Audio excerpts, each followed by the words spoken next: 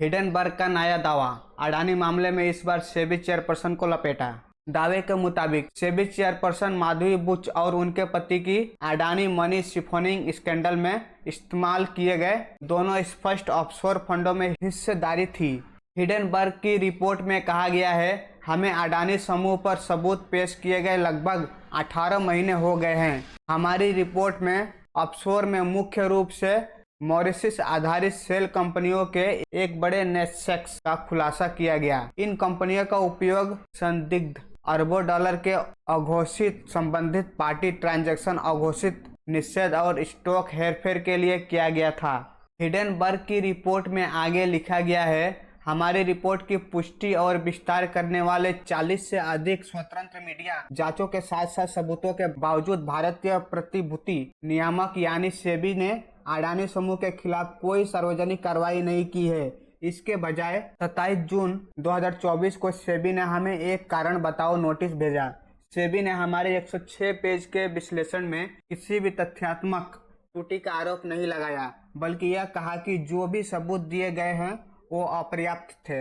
Hindenburg ने कहा, मौजूदा सेबी चेयरपर्सन माधवी बुच और उनके पति धवल बुच के पास उसी स्पष्ट offshore Bermuda and Mauritius fund में सीक्रेट हिस्सेदारी थी जिसका इस्तेमाल विनोद अडानी ने किया था। रिपोर्ट में आगे कहा गया है, व्हिसिल ब्लोअर दस्तावेजों के अनुसार ऐसा लगता है कि माधवी बुच और उनके पति धवल बुच ने पहली बार 5 जून 2015 को सिंगापुर में IPI प्लस फंड 1 के साथ अपना खाता खोला था। रिपोर्ट में दावा किया गया है कि ऑफशोर मॉरिशस फंड की स्थापना इंडिया इन्फोलाइन के माध्यम से एक अडानी निवेशक द्वारा की गई थी और यह टैक्स हेवन मॉरिशस में रजिस्टर है। हिडेनबर्ग ने कहा कि ठीक उसी फंड का उपयोग किया जा रहा है जिसका इस्तेमाल गौतम अडानी के भाई विनोद अडानी ने किया था। एगोरा एडवाइजरी में हिस्सेदारी। यूएस शॉर्ट सेलर ने कॉर्पोरेट मामलों के मंत्रालय के रिकॉर्ड की एक प्रति भी पेश की। इस रिकॉर्ड के मुताबिक सेबी चेयरपर्सन के पास एगोरा एडवाइजरी नामक कंसल्टेंसी बिजनेस में 99% हिस्सेदारी है, जहां उनके पति एक निवेशक है। रिपोर्ट में कहा गया है कि साल 2022 में इस इकाई के कंसल्टेंसी से